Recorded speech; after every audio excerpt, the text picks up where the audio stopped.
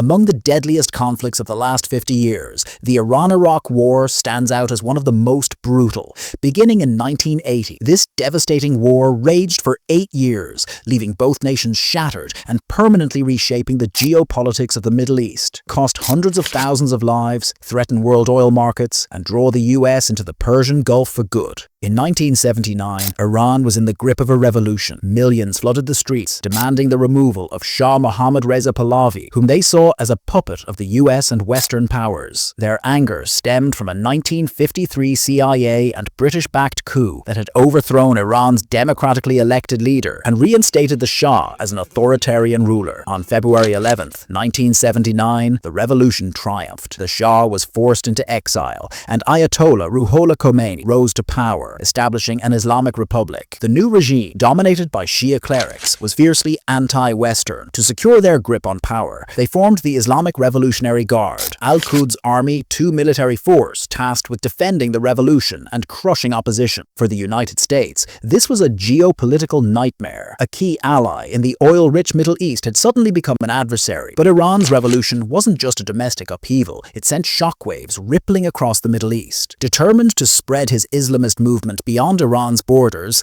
Ayatollah Khomeini used radio broadcasts to call on the people of Saudi Arabia, Lebanon, Kuwait, and Iraq to rise up against their rulers. His goal was clear: to ignite similar revolutions across the region and forge new allies. This sent alarm bells ringing in Sunni-led Arab nations. Saudi Arabia's king feared he might meet the same fate as the Shah, overthrown by a mass uprising. In Iraq, by 42-year-old dictator Saddam Hussein was even more concerned. Iran's Shia-led revolution posed a direct threat to his rule. After all, Iraq had a majority of 13.5 million people who are Arabic speakers belonging to the Shiite branch of Islam under a Sunni-dominated government. Saddam thought if the population inspired by Iran, they could rebel against him too. But Saddam didn't just see a threat, he saw an opportunity. For years, Iraq and Iran had been bitter rivals, divided by ideology, history, and a crucial waterway, Shatt al-Arab. This narrow stretch of river, connecting both countries to the Persian Gulf, was a lifeline for oil exports. In 1975, Iraq had been forced into a treaty ceding control of the river to Iran. Saddam never forgot that humiliation. But now, Iran was unraveling. The Shah was gone. In his place stood a fragile revolutionary regime led by Ayatollah Khomeini. The country was fractured, its military gutted by purges, its economy in freefall, and its political leadership torn between hardliners and moderates. Ethnic minorities, like the Kurds, were rebelling. Officers loyal to the old regime had attempted a coup and failed. Iranian exiles in Baghdad fed Saddam stories of a military in ruins and a government barely holding together. To Saddam, the timing couldn't be better. He feared that the Iranian revolution, with its powerful Shia message, could spread across the border to Iraq's own Shia majority. Already, Iraq had witnessed bombings blamed on Shia extremists, while Khomeini openly called Saddam's Ba'athist regime a monstrous little Satan serving the Great Satan, the United States. In Khuzestan, Iranian militants attacked Arab institutions. Iraq responded by supporting Arab separatists in that same oil-rich region. The two nations were locked in a cold war of sabotage and rhetoric. But Saddam didn't want a cold war. He wanted a swift and final blow. He believed that by striking now, while Iran was still weak, he could reclaim lost territory, crush a rising threat, and elevate himself as the Arab world's champion against radical Shia Islam. He tore up the 1975 treaty, declared the Shatt al-Arab historically Iraqi, and sent his forces forward. His goal was simple: a short, decisive war. Conquer Khuzestan, humiliate Iran, and return as a hero. And so, with that calculation, Saddam launched an invasion. Saddam calls it imposed war, as the Second Qadisiyah, a symbolic echo of an ancient Arab caliphate victory over the Persian Sassanid Empire. He paints the coming war as history repeating itself, with Iraq once again rising to defeat its eastern rival. In Tehran, they call it something else: the imposed war, the holy defense. Baghdad is confident. Saddam believes his Soviet-supplied arsenal and the expected Arab uprising in Iran's Khuzestan province will bring a swift, glorious win. On paper, the two militaries look evenly matched. Iraq fields around 250,000 soldiers, backed by 1,700 tanks, 1,300 artillery guns, over 2,000 armored vehicles, and nearly 300 combat aircraft. Iran's numbers are slightly larger, about 290,000 troops, with a similar number of tanks, fewer artillery pieces and more aircraft, including advanced US-made F-14 Tomcats. Its navy, too, outclasses Iraq's. But numbers tell only part of the story. Iraq's elite Republican Guard is capable, but most of Saddam's forces are inexperienced and led by loyalists rather than professionals. Iran, still reeling from revolution, faces the same problem. Its army has been purged, its officers replaced with ideologues, and its troops lack cohesion. The newly formed Revolutionary Guard is politically powerful and fiercely loyal to Khomeini, but it often clashes with Iran's regular army. Iraq brings Soviet firepower, T-72 tanks, MiG-23 jets. Iran counters with Western hardware, M60s, Chieftains, and F-14s, but crippled by the lack of American support. Spare parts are scarce, training has stalled, and sanctions have cut off their military lifeline. Still, Saddam dreams big. He orders a massive first strike, hoping to wipe out the Iranian Air Force on the ground, just like Israel did in 1967. His generals hesitate. He overrules them, and then the war begins. We're in September 22nd, 1980, with a surprise Iraqi airstrike on Iranian airbases. At the same time,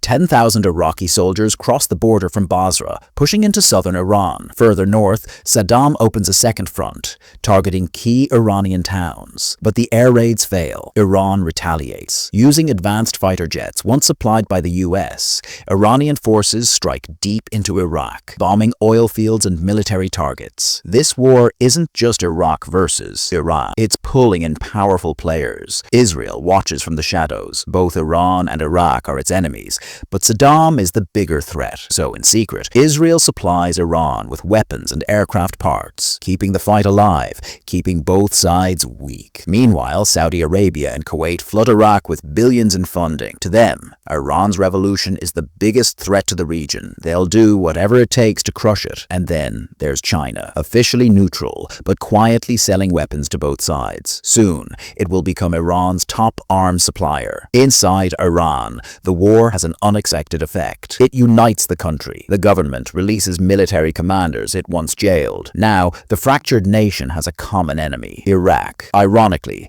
Saddam's invasion is what cements Khomeini's grip on power. The Middle East is now split. By the start of 1981, the war grinds to a halt, a brutal, exhausting stalemate. On the battlefields, thousands of soldiers are locked in a relentless struggle. Iraq holds small but strategically vital stretches of borderland, refusing to retreat. Meanwhile, Iranian forces launch counterattacks, reclaiming lost ground. Each side advances, only to be pushed back again. Beyond the trenches, the world watches with growing unease. This war isn't just a regional conflict. It threatens the arteries of the global economy. The Middle East is the lifeline of oil supply, and a prolonged war could send shockwaves through markets worldwide. Superpowers intervene, not with weapons, but with diplomacy. They push for a ceasefire, desperate to stabilize the region. Saddam agrees. He has what he wanted, at least for now. But Khomeini sees things differently. For him, this war is more than a fight against Iraq. It's a tool, a force that cements his power. It rallies the nation behind him, so he refuses to end it. Iran makes its demands clear. Saddam Hussein must step down. Only then will the war end. Saddam refuses. He won't surrender power. And so, Iran shifts gears. The time for defense is over. Iran reorganizes its forces. The chaos of the early war is gone.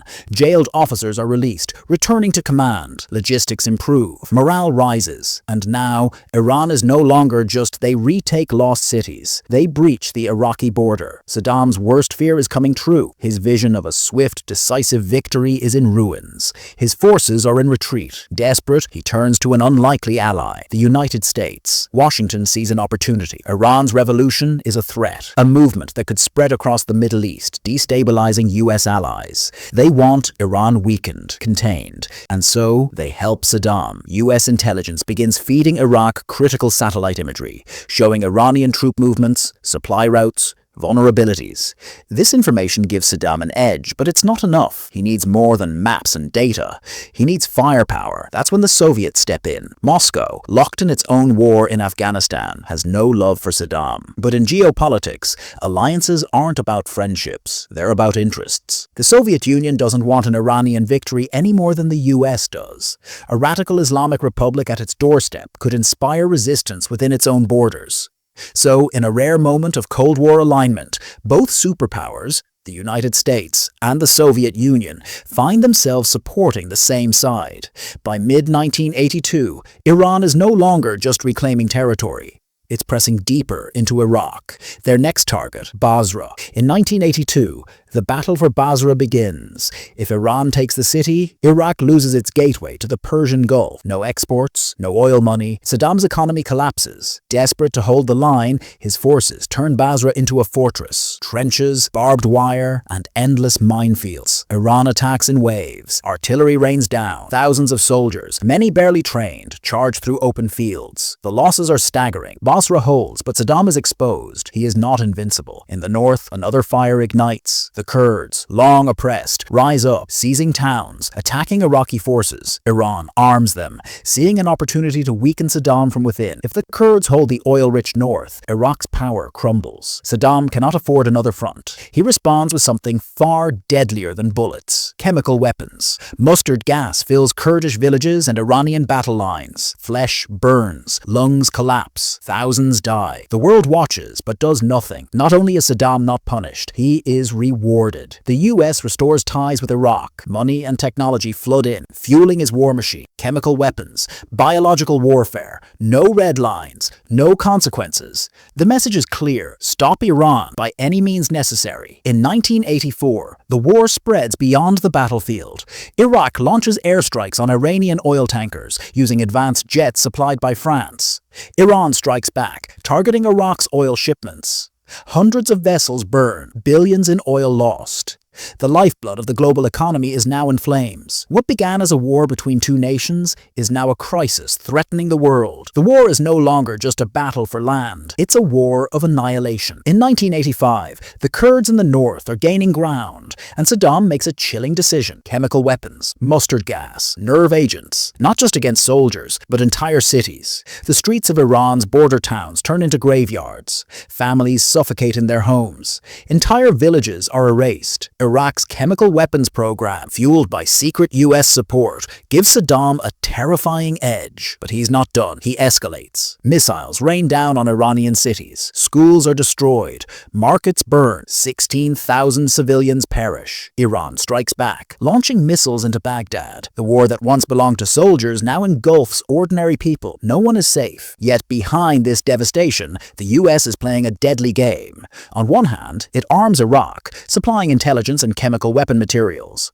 On the other, it secretly sells missiles to Iran. The money funds a hidden war in Central America, the Iran-Contra scandal. The war is no longer just Iran versus Iraq. It's a playground for global power. Meanwhile, the war spreads to the Persian Gulf. Oil tankers become targets. Iraq strikes Iranian shipments, crippling their economy.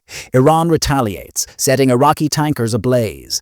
Billions of dollars in oil are lost. Kuwait panics, demanding US intervention. The response is swift. American warships enter the Gulf. Kuwaiti tankers now sail under the US flag, daring Iran to attack. The world holds its breath. Then comes 1988. A turning point. Iran and Kurdish forces capture Halabja, an Iraqi city. Saddam's response is inhuman. His army bombards the city with chemical weapons. A toxic cloud sweeps through the streets. 5,000 civilians, men, women, children, die in agony. The survivors flee, only to be hunted down. The attack is just the beginning. Saddam unleashes a campaign of mass slaughter against the Kurds. Entire villages vanish. The death toll reaches between 50,000 and 100,000. It is genocide. The world watches. The US knows. And yet, it looks away. Publicly, it blames Iran. Behind the scenes, it continues to back Saddam. The horror of Halabja spreads terror through Iran. Fear grips its cities. People abandon their homes, fleeing to the mountains, dreading the moment Iraqi warplanes bring chemical death to their doorstep. After 8 years, the war has drained both nations. Over 1 million lives lost. Economies shattered. Hope crushed. In Iran, Ayatollah Khomeini, once unyielding, now faces a grim reality. The war cannot continue. It must end. The world has had enough. So in 1988, the United Nations ramps up pressure, demanding both sides lay down their arms. But just as a fragile peace begins to seem possible, a new horror unfolds. But in July, a US Navy warship patrolling the Persian Gulf locks onto an Iranian passenger plane. It fires. The missile strikes. Within seconds, 290 innocent civilians are dead, burning in the sky above the Strait of Hormuz. The US claims it was an accident, an error in identification. President Reagan offers condolences. Compensation is paid. But no apology ever comes. Instead, the captain of the ship is honored with a medal. In Iran, the message is clear. This wasn't a mistake. It was a message. First, the US arms Saddam. Now it strikes Iranian civilians. For many Iranians, this is no longer just war. It's survival. Inside Iran, pressure on Ayatollah Khomeini reaches a boiling point. The nation is exhausted. The military is stretched thin. Cities are drowning in chaos. Famine, bombings, and grief tear at the people's resolve. On the 20th of August 1988, the unthinkable happens. Both Iran and Iraq accept a ceasefire.